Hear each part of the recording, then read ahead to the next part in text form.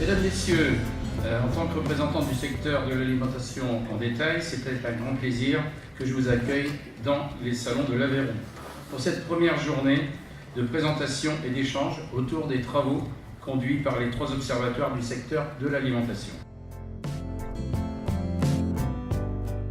Il est constitué tout d'abord essentiellement de petites entreprises, puisque près de 90% d'entre elles comptent 5 salariés et moins.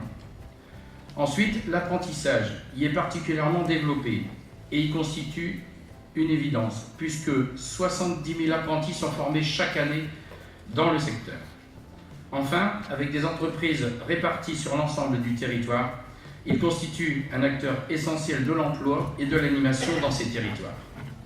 Depuis 2009, nous travaillons avec le secteur de l'agroalimentaire et de la coopération agricole afin de partager nos expériences et développer conjointement la formation et l'emploi, en favorisant notamment les passerelles entre les secteurs. La mise en place de la plateforme commune entre nos 3 observatoires a permis de conduire ensemble des études destinées à favoriser ces échanges et à mettre à disposition des partenaires sociaux, des branches professionnelles, des données, les aidant à conduire des politiques en matière d'emploi et de formation dont les entreprises ont besoin. Nous souhaitons poursuivre ce travail collectif. La réussite de ce projet impose de bien connaître les spécificités des entreprises des différents secteurs et de les prendre en compte et de les respecter. La mission des observatoires, elle est simple, elle est de produire de la connaissance, elle est de produire de la data, comme on dit aujourd'hui. De la connaissance sur les emplois d'aujourd'hui, quels emplois, dans quelle région, quelle répartition des emplois, et quel est le lien entre ces emplois et des compétences. Et nous mettons à la disposition de tous les acteurs, que ce soit les branches, les grandes entreprises ou les petites entreprises, des outils, que ce soit des bases de données statistiques, que ce soit des référentiels emploi et compétences sur le sujet. Quelle est la photographie des emplois d'aujourd'hui? Ça, c'est la première mission des observatoires. La deuxième mission, ce sont les emplois de demain. Ces emplois, ils évoluent. On le sait tous, moi qui travaille dans la coopération agricole, l'agriculture de demain, ce n'est pas l'agriculture d'aujourd'hui. L'agriculture de demain, elle est plus technique, elle est plus agronomique, elle est plus numérique. L'agriculteur aujourd'hui, son premier réflexe, c'est de se brancher sur le net. Donc nos techniciens qui sont en relation avec les agriculteurs, ils sont demain plus techniques, plus numériques, plus agronomiques. C'est vrai dans l'industrie agroalimentaire, qui sera sans doute plus numérique elle aussi demain. C'est aussi vrai dans le commerce qui demain inventera des nouveaux services. Donc les emplois de demain, on va produire nous de la connaissance par de l'observation, par de la veille sur ces emplois, et on va leur redonner cette connaissance aux acteurs des branches et des entreprises. Et puis, troisième mission de production de connaissances, c'est la connaissance des meilleures pratiques dans les entreprises. Quelles sont les pratiques qui fonctionnent, notamment en matière de gestion des emplois, en matière de gestion des compétences, en gestion du travail handicapé ou en gestion des saisonniers. Voilà des expériences qu'on va redonner aux entreprises et aux acteurs sur le terrain. Voilà nos missions. La mission, c'est vraiment la production de connaissances. Et puis, il y a une façon de travailler. Michel en parlera tout à l'heure, mais c'est d'abord et avant tout le paritarisme. Il n'y a pas de posture dans le groupe de travail, il y a simplement un intérêt commun, une ambition commune d'avancer sur l'emploi. Et puis, le deuxième principe, c'est un principe de réalité, c'est-à-dire on est ancré dans le réel, on s'adresse aux branches, on s'adresse aux grandes entreprises, mais on s'adresse aussi aux petites entreprises. Donc nos outils doivent être d'abord utiles, parce qu'ils répondent à une problématique de terrain. Ils doivent être utilisables car simples d'emploi, un peu comme vos téléphones, il n'y a pas de mode d'emploi, je vais rentrer tout de suite dans le vif du sujet, et puis utilisés car diffusés aux entreprises, aux branches et aux acteurs du terrain. Mesdames, Messieurs, travailler et construire ensemble. Oui, ensemble, et dans l'intérêt de tous, voilà ce qui nous anime et nous réunit aujourd'hui. Progresser ensemble est à notre époque indispensable pour satisfaire les attentes légitimes des 576 000 salariés concernés par nos travaux.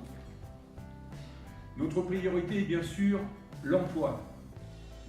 Et notre responsabilité est de sécuriser leur parcours professionnel mais aussi de leur permettre de s'adapter aux évolutions multiples des entreprises du secteur alimentaire. L'employabilité des salariés est étroitement liée à la formation professionnelle qui se doit d'être ambitieuse. Aujourd'hui, l'adaptation ne suffit plus. La montée en compétences est indispensable. C'est conscient de cela que le législateur a mis l'accent dans la loi du 5 mars 2014 sur la formation qualifiante et certifiante. Je cite, en particulier pour les salariés les moins qualifiés. Savez-vous que l'ensemble des compétences requises pour travailler dans nos entreprises nous sont communes aux 2/3, devant ainsi permettre une mobilité professionnelle dans l'ensemble du secteur alimentaire. Ces quelques éléments démontrent combien la plateforme commune de nos observatoires est utile, je dirais même indispensable. Le travail de cette plateforme consiste à produire des études, des données statistiques, j'en citerai quelques-unes, pyramide des âges, égalité professionnelle, mais va aussi au-delà en proposant des outils, fiches métiers, entretien professionnel, aide à la gestion prévisionnelle des emplois et des compétences. Mais notre observatoire, cette plateforme se veut également prospectif pour agir et permettre l'anticipation de l'évolution des métiers, valorisant ainsi l'entretien professionnel dédié à la formation. N'ayons pas peur des mots. Cette plateforme est l'outil des partenaires sociaux. Il initie des pistes de réflexion leur permettant d'élaborer des politiques emploi-formation dans les branches pour déboucher sur des actions concrètes au bénéfice des salariés. Elle leur permet non seulement d'observer, mais aussi d'agir. Sans toute cette production de connaissances, il serait plus difficile de parvenir à un diagnostic partagé entre partenaires sociaux. Enfin, il nous est maintenant nécessaire de croiser les résultats de ces travaux avec les régions et de partager l'expertise de chacun des acteurs. Cette formalisation s'est déjà traduite par des travaux en commun avec des CARIFOREF et certains conseils régionaux. C'est pour cette raison que ce colloque, premier événement commun aux 3 observatoires du secteur alimentaire, mettra en avant aujourd'hui l'importance d'observer du national au régional pour agir dans le cadre d'un dialogue social constructif.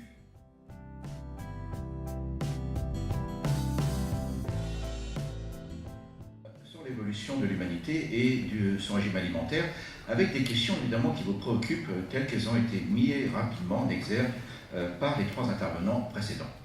Alors, d'abord, allons faire un tour chez les singes. Car vous savez, on appartient à un groupe qui s'appelle les singes. Bon, ça ne plaît pas à beaucoup de théologiens et beaucoup de philosophes, mais pour nous les naturalistes, ça s'appelle les singes. Et les singes représentent un groupe aujourd'hui très diversifié, de 200 espèces pour les primates et de plus d'une centaine d'espèces pour l'ensemble des macaques, babouins, andelles, rhinocéphales, etc. Donc il y a beaucoup d'espèces et l'homme en fait partie. Le régime alimentaire, c'est un tel tissu de relations complexes avec les nourritures, les agents toxiques, les agents chimiques secondaires, avec les nutriments, avec les calories, il faut aller les chercher, il y a de la compétition, etc. C'est une affaire extraordinairement complexe, comme on va le voir, qu'on appelle la coévolution. Et aujourd'hui, c'est intéressant, on est en train de redécouvrir avec la médecine, ce qu'on appelle la médecine évolutionniste, combien ce qu'on appelle le microbiote, c'est-à-dire tel que vous êtes là ce matin, mesdames et messieurs, 80% des cellules et des gènes qu'on appelle le métagénome qui vous composent ne sont pas à nous. Donc nous sommes nous-mêmes des écosystèmes qui, évidemment, coévoluent avec tout ce qui nous entoure.